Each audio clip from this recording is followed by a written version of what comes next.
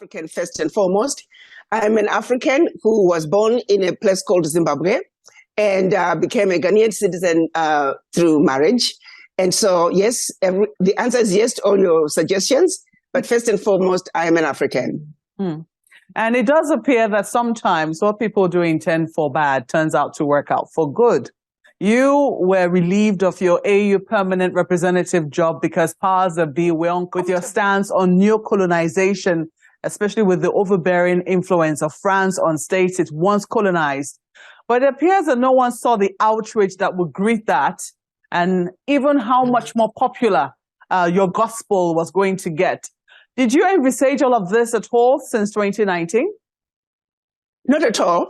Even during my tenure, I was simply delivering on my mandate. As a medical doctor, I went to Washington, of course, reluctantly. But of course, once a doctor, always a doctor. I started making diagnosis while I was in Washington. And my diagnosis, first and foremost, became the ignorance that we had of our understanding of Africa, not only as Africans, not as Black people around the world, but even members of Congress themselves, the US government, they really don't understand Africa. So I set out to address the issue of the ignorance about what was going on in Africa, educating the African diaspora primarily, and secondarily, those in the US government and anybody else that wished to listen to the message. Because I felt that that was the root cause of what was going on in Africa, the lack of understanding and appreciation of what was really going on in Africa, and more importantly, identifying the root causes. And for Africa, I came to the conclusion that France was the biggest risk to peace and security and overall African development, particularly in West Africa, because of one particular agreement that they would make the African heads of state sign when they were receiving their independence. It was a horrible, continues to be a horrible document that sadly, it has been allowed to continue to this very day, to the serious detriment of the Africans. So I set out to educate the Africans about France. Others would say, why didn't you talk about the British and all other colonizers? Yes, we would speak about them as well. But the one that is leading the pack, the one that is taking the crown of the abuse and exploitation, it is France. And I felt very strongly that if France can come to the table and also renegotiate those contracts, if France can leave Africa, that would be the beginning of true liberation.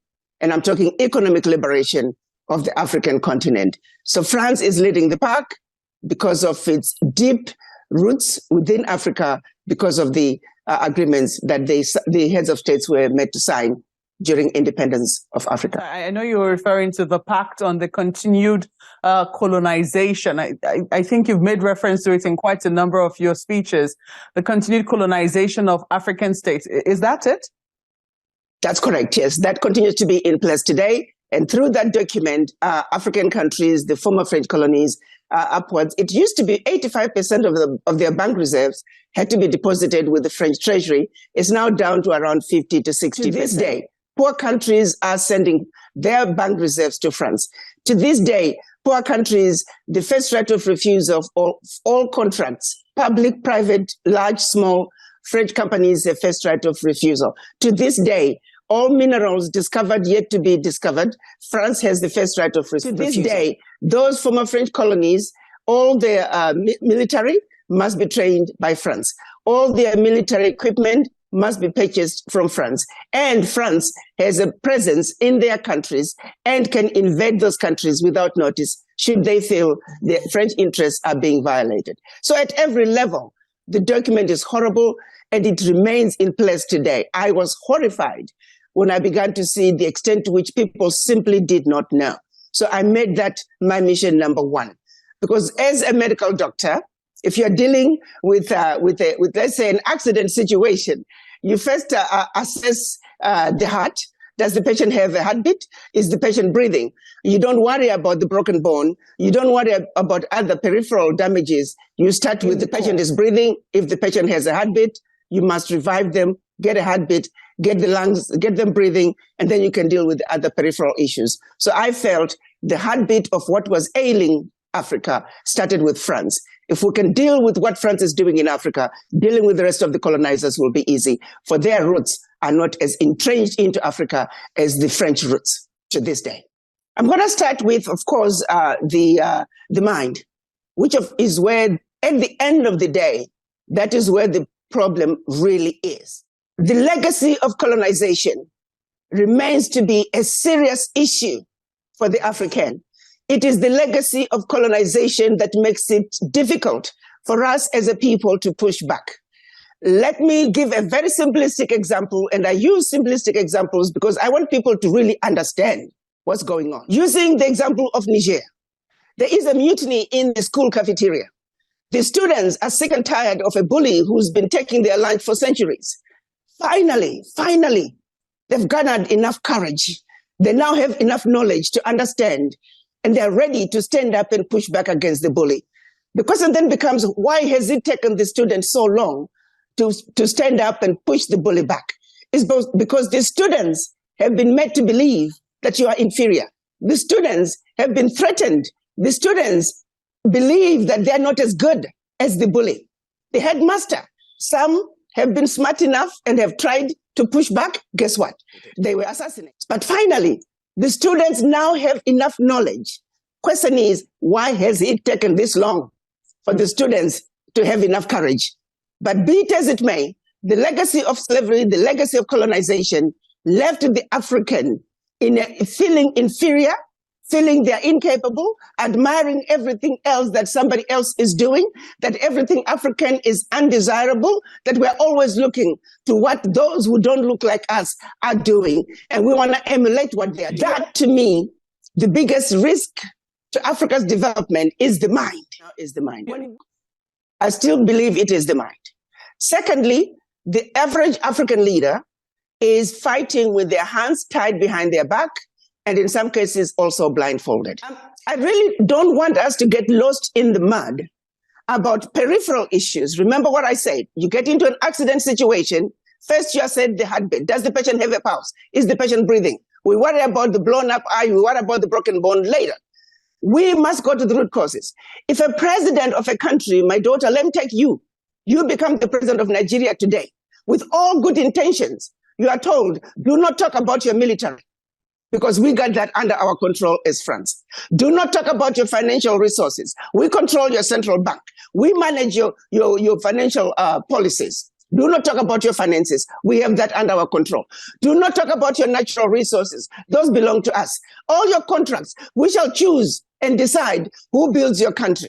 Now, if you stay away from all that, you are now free to run your country.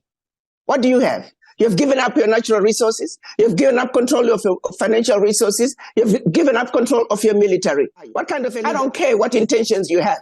I don't care how Pan-African you are. I don't care how smart you are.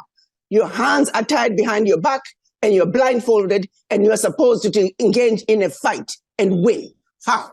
So I'm saying, before we even talk about how good a leader you are, I can tell you, I was joking with a friend. I said, I'm pretty sure right now, President Bazoum is probably happy. Because what kind of country was he leading? He had no power. He had nothing to control. That's a joke of a leadership. So once we understand that, we then go back and say, okay, fine. With whatever you were given, what have you done with it? Now I'm ready to start putting blame on the leader to say, okay, you had a small budget for healthcare. What did you do? Did you at least build one hospital during that year? Now, if it's a foreign minister, a minister of health, who is now failing to do something with that budget for 1 year, that's where we start putting the blame on local levels to say, yes, as a minister of health, you were given a budget. Show us at least one health hospital you built this year.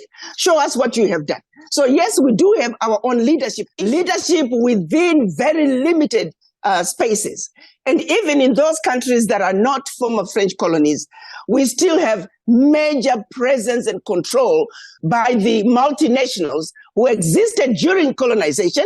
They just went low, but they're still, by and large, running African countries. They're the ones who are the major employers, and they can manipulate the politics because of their presence within the country. They can gang up against a country and decide suddenly 10 of them, 15 of them can leave the country, taking away with them hundreds and thousands of jobs. So they still have some soft ways, underhanded ways of dealing and upsetting African economies. It still goes back to, we talk about our issues in Africa, let's not look at them in isolation. Let's understand in a holistic way all the issues that are coming to play when we end up with millions of youth unemployed. Why? Understand the entire process. Millions of children going to bed on an empty stomach. Millions of children dying. Women dying while giving birth to another life.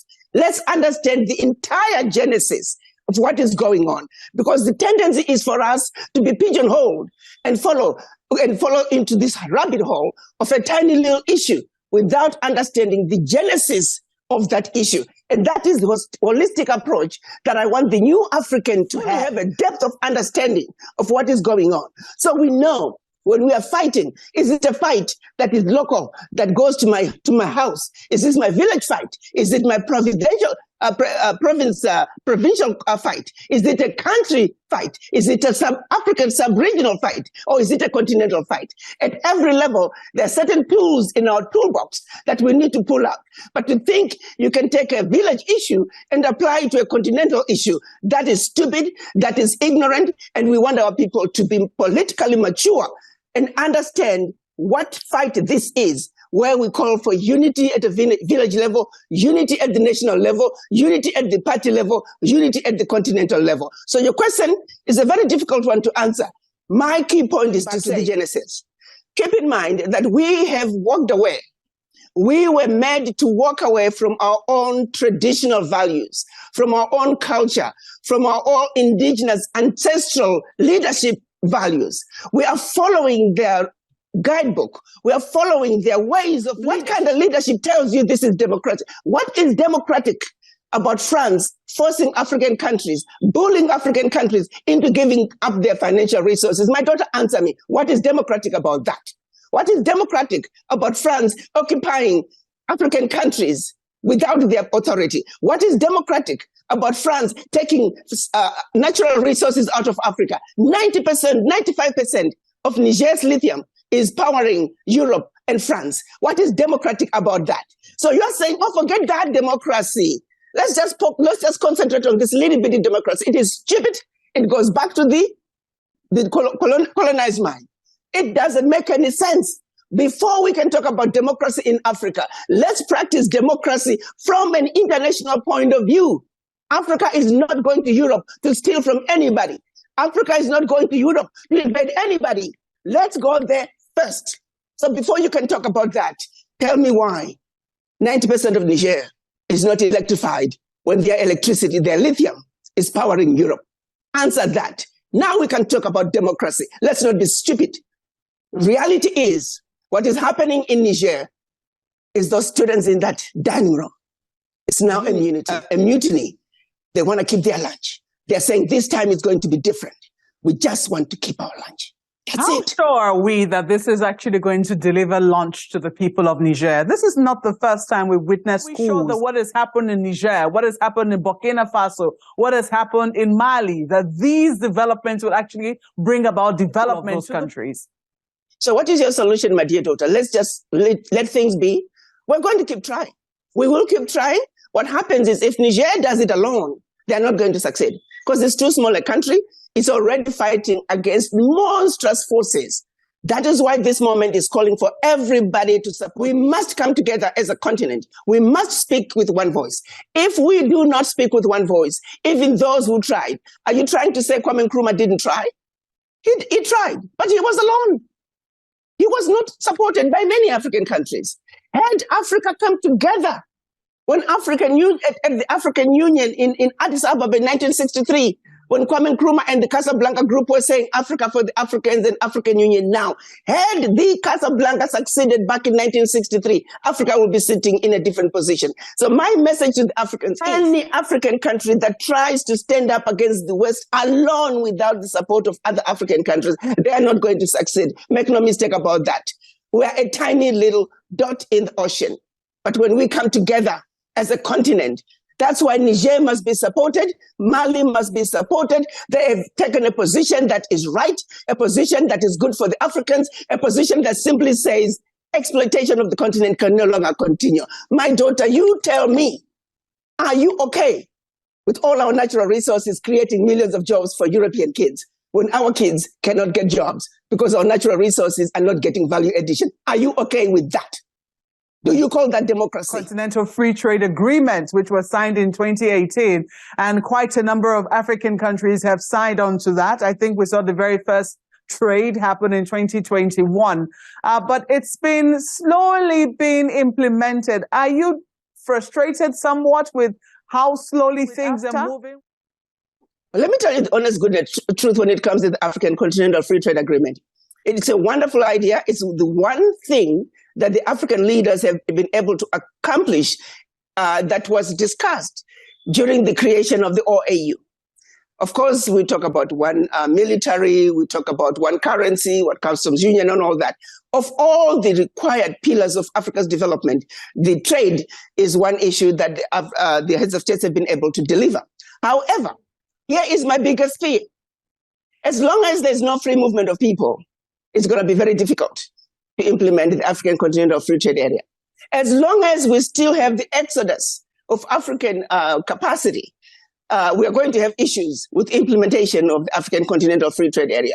My biggest fear right now is that because of the African Continental Free Trade Area, we have now put a system in place where if we do not wake up to the reality, we are going to be handing Africa back to the colonizers, this time on a silver platter.